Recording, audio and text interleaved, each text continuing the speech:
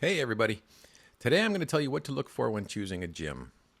This decision is more important than you think because the right gym environment can determine success in your training, or it could drain you of motivation fast. I've trained in many gyms over the years, from hardcore powerlifting gyms that were a little more than a hole in the wall to big fancy commercial gyms, CrossFit boxes, and everything in between. So today I'm going to tell you how to choose the right gym for you, what to look for, questions to ask, and one small specific detail that will tell you everything you need to know about that particular gym and whether or not it's the place that you want to dedicate your time and money to. When you make the decision to start training, the next and most obvious question is where? Now, this usually involves going on Google and searching up your local gyms, or perhaps looking at one that you're familiar with that you may drive past on the way to and from work, or if you have friends that attend that gym and you've been thinking of joining yourself. I can tell you that simply thinking they are all the same, searching up prices and going with the cheapest one is not the best way to go about this. The sad fact is that in this day and age, most gyms aren't fitness facilities. They are money makers for big corporate owners who are concerned with little more than the bottom line of that business. And gyms primarily make money off of people that are looking for weight loss. People who are willing to part with their money to do little more than spend time walking on treadmills or using cable machines. If you're lucky, you could find a dedicated strength and conditioning gym, but most gyms these days are big corporately owned chains.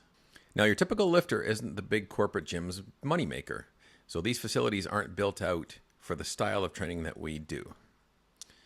What we do is we show up every day.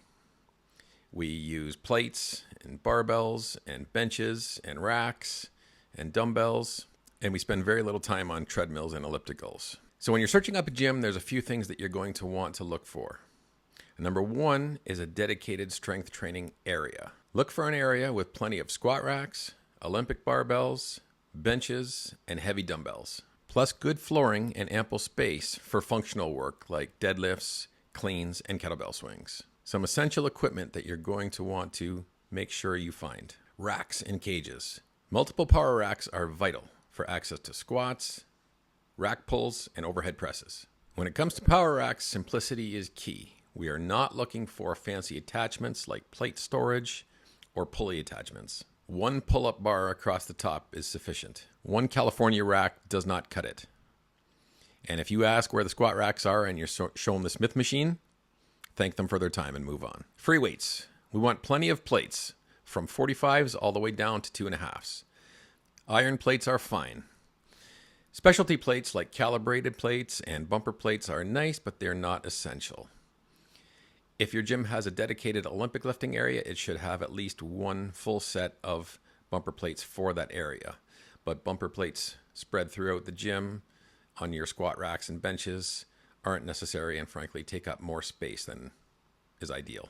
Benches. You'll want a combination of at least one, preferably more than one, fixed bench press station, which is also legged to the floor, adjustable benches for various pressing angles, and flat benches. A fixed incline bench is nice, but it's not an absolute deal breaker, as incline presses can be accomplished using an adjustable bench on the power rack. Platforms. Ideally, you'll have lifting platforms for deadlifts and Olympic lifts to reduce noise and floor impact. But a poor man's alternative is simply to use floor space in front of one of the power racks. Barbells. This is the one item that you need to pay the most attention to. A gym without quality bars is an absolute deal breaker. We want quality Olympic bars. The bars should be 2 meters or 7 feet long, 20 kilograms or 44 pounds, with a 28 millimeter diameter and a rotating sleeve that spins freely. You want the bar to have a knurling that bites your grip but won't tear up your hands. A center knurl is optional. So when you're gripping the bar, it shouldn't spin through your grip, but it also shouldn't feel like you're rubbing your hand across a cheese grater. It should have specific ring markers in the knurling for marking hand placement. One set is required, but 2 are better. Specialty bars like deadlift bars, which are longer, safety squat bars, and cambered bars are an extreme rarity. And while not necessary, if the gym you're looking at does have them, You can tell they are very dedicated to strength training, so stop and just ask, where do I sign? You're going to want various accessories like pull-up bars, dip stations, kettlebells, medicine balls, and resistance bands or chains.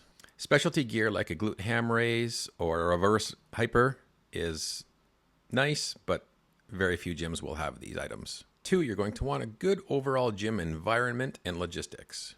You want a gym that isn't overly crowded during your workout times, which allows for less waiting and fewer disturbances. Equipment should be well maintained, clean, and structurally sound. You'll want sufficient floor space for warm-ups, stretching, bodyweight work, and various functional movements. You'll want to pick a gym that's conveniently located, near home or work, with hours that fit your schedule, including weekends if needed. You'll want a serious, focused atmosphere with minimal distractions, which is preferred by strength athletes. Next, you're going to want a hands-on gym owner or manager who is invested and passionate about that gym's success, and I don't just mean financially. You want to look to the person who is most directly involved in the day-to-day running of that gym.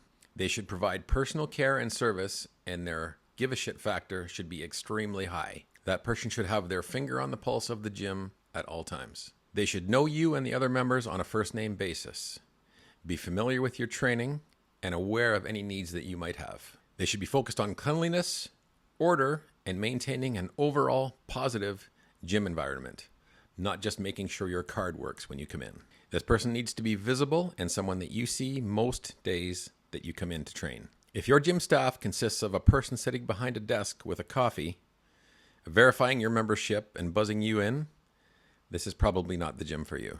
Next, you need to have a positive and welcoming culture. A gym owner's number one job is to protect the culture of that gym and do so with extreme prejudice. It starts with the sign-up process.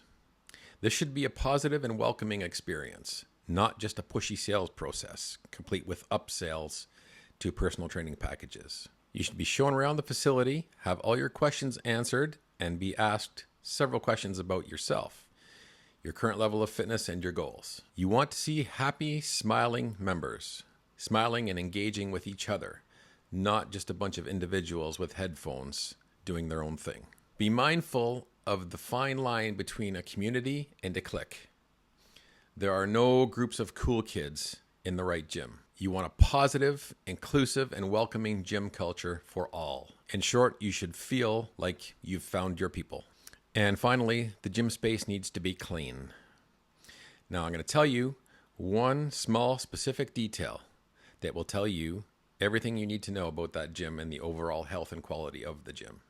And that is the condition of the bathrooms. More specifically, the sinks, showers, toilets, and urinals. The cleanliness and maintenance of a gym's bathroom are surefire indicators of the overall quality, management, and hygiene standards of the entire facility. The reasoning is that if the management cuts corners on visible areas, like the changing rooms and bathrooms, they are likely cutting corners elsewhere on less visible, but perhaps more important aspects, such as equipment maintenance and cleaning protocols.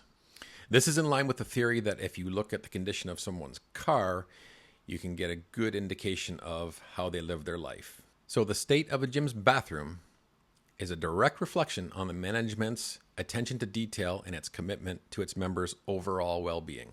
There you have it, things to look for when finding a gym. So if you have found your place or you need some more help finding a place and you're looking to take the next step and get some help with your training, click that link below. Get on a call with me for free and we can just talk about your goals and come up with a game plan. Or there's a direct link below for my Black Iron Strength program and you can get started right away, really streamlining your training and taking things to the next level. Thanks for watching, everyone. See you in the next video.